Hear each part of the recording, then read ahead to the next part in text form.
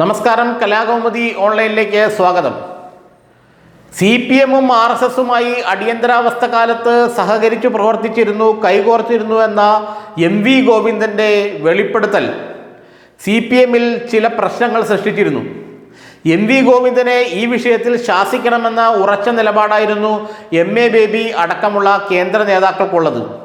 Polit bureau അംഗവും കേന്ദ്ര committee അംഗവുമായ MV ഗോവിന്ദൻ ഇത്ര ലാഘവത്തോടെ ഒരു പ്രസ്താവന ഇറക്കരുതായിരുന്നെന്നും അത് ദേശീയ തലത്തിൽ തന്നെ ഇടതുപക്ഷത്തിനും CPM-നുമെല്ലാം തിരിച്ചടി ഉണ്ടാക്കുമായിരുന്നുവെന്നും അതുകൊണ്ട് MV ഗോവിന്ദനെ പരസ്യമായി ശാസിക്കണമെന്നുമാണ് MA ബേബി നിലപാടെടുത്തത്.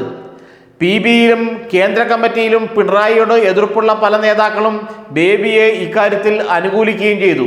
എന്നാൽ പിണറായി വിജയൻ ഒരിക്കലും അത് അനുവദിക്കാൻ തയ്യാറായില്ല. MV ഗോവിന്ദൻ പറഞ്ഞത് തൻ്റെ വിശദീകരണത്തോടെ അവസാനിച്ചുവെന്നും ഇനി അത് കുത്തിപ്പൊക്കി പ്രശ്നങ്ങളുണ്ടാക്കുന്നത് പാർട്ടിക്ക് ദോഷകരമായിരിക്കുമെന്നാണ് പിണറായി വിജയൻ്റെ നിലപാട്. അതുകൊണ്ട് MV ഗോവിന്ദനെതിരെയുള്ള ശാസന എന്ന ബേബിയുടെ നിലപാടിനെതിരെ കർശനമായി കടുത്ത നിലപാടുമായി രംഗത്ത് വരാൻ പിണറായി വിജയൻ തീരുമാനിക്കുകയായിരുന്നു. ഒരു കാരണവശാലും MV ഗോവിന്ദനെ ഈ വിഷയത്തിൽ ശാസിക്കരുതെന്നും അക്കാര്യത്തിൽ തനിക്ക് നിർബന്ധ ബുദ്ധിയുണ്ടെന്നും MA ബേബിയെ പിണറായി വിജയൻ അറിയിച്ചു. കാരണം MV ഗോവിന്ദനെ ശാസിച്ചാൽ അത് കേരളത്തിലെ പാർട്ടിക്ക് വരുന്ന തെരഞ്ഞെടുപ്പിൽ വലിയ തിരിച്ചടിയാകുമെന്ന് പിണറായി വിജയൻ അറിയാം. കാരണം UDF അടക്കമുള്ള ആളുകൾ ഇത് വലിയ രീതിയിൽ പ്രചരിപ്പിക്കുമെന്നും തെരഞ്ഞെടുപ്പ് പ്രചരണ സമയത്ത് ഇത് CPM-ന് തിരിച്ചടിയാകുമെന്നും പിണറായിക്ക് മനസ്സിലായി. തിരിച്ചടി ഉണ്ടാകട്ടെ എന്ന് ആഗ്രഹിച്ചുകൊണ്ടാണോ MA ബേബി അടക്കമുള്ള ആളുകൾ ഈ നീക്കം നടത്തുന്നതിനുള്ള സംശയവും പിണറായി വിജയനുണ്ടായി.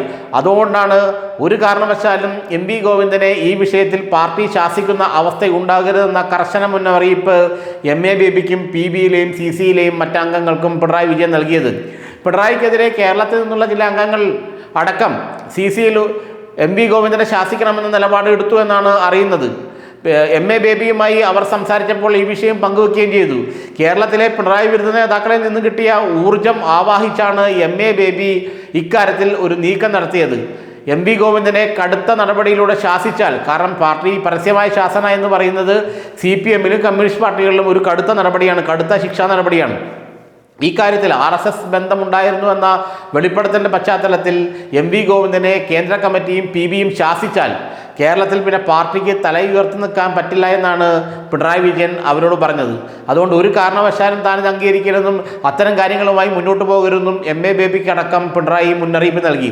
പിണറായിയുടെ മുന്നറിയിപ്പിനെ അവഗണിച്ച് പോകാനുള്ള ധൈര്യമൊന്നും പിണറായി വിരുദ്ധരായ കേന്ദ്ര കമ്മിറ്റി അംഗങ്ങൾക്കും MA ബേബിക്കും ഇല്ല എന്നതാണ് യാഥാർത്ഥ്യം. അതുകൊണ്ട് അവർ പതിയെ പിൻവാങ്ങി. എന്നാൽ പാർട്ടിയിൽ CPM-ൽ ഇത് നിരന്തരമായൊരു ചർച്ചാ വിഷയമാക്കാൻ പിണറായി വിരുദ്ധർ ശ്രമിക്കുന്നുണ്ട്. പ്രത്യേകിച്ച് MA ബേബി, KK ശൈലജ തുടങ്ങിയവർ. EP ജയരാജനും ഇക്കാര്യത്തിൽ MA ബേബിക്കും ശൈലജയ്ക്കും ഒപ്പമാണ്. കാരണം EP ജയരാജനെ വെട്ടിയാണല്ലോ MV ഗോവിന്ദൻ CPM സംസ്ഥാന സെക്രട്ടറി ആയത്. BJP നേതാവിനെ കണ്ടു എന്ന് പറഞ്ഞ് തന്നെ വെട്ടി മൂലക്കിരുത്തിയ CPM നേതൃത്വത്തോട്, പ്രത്യേകിച്ച് MV ഗോവിന്ദനോട്, MV ഗോവിന്ദനാണ് EP Jayarajan Prakash ജാവ്ദേക്കറെ കണ്ടത് വലിയ വിഷയമായി പാർട്ടിയിൽ ഉയർത്തിക്കൊണ്ടുവന്നത്. അതുകൊണ്ട് ഇപ്പോൾ അത്തരത്തിലൊരു തിരിച്ചടി, തനിക്ക് തന്നതിനൊരു പകരം ഒരു തിരിച്ചടി നൽകാൻ EP ജയരാജൻ കൊതിച്ചിരിക്കുകയാണ്, ആഗ്രഹിച്ചിരിക്കുകയാണ്. അദ്ദേഹവും MA ബേബിയോടൊപ്പം ചേർന്ന് ഈ MV ഗോവിന്ദനെ ശാസിക്കണമെന്ന നിലപാടെടുത്തു. ഏതായാലും ഒരു കാരണവശാലും ഗോവിന്ദനെ ഈ വിഷയത്തിൽ ശാസിക്കാൻ പാടുന്നില്ല എന്ന ഉറച്ച നിലപാടാണ് പിണറായി കൈക്കൊണ്ടത്. അതുകൊണ്ട് MA ബേബിയുടെയും ജയരാജൻ്റെയും മറ്റ് പിണറായി വിരുദ്ധരുടെയും നടപടി ചീറ്റിപ്പോവുകയും ചെയ്തു. എന്നാലും പാർട്ടിക്കുള്ളിൽ ഇതൊരു നിരന്തരം ചർച്ചയാക്കാൻ തന്നെയാണ് പിണറായി വിരുദ്ധരുടെ തീരുമാനം.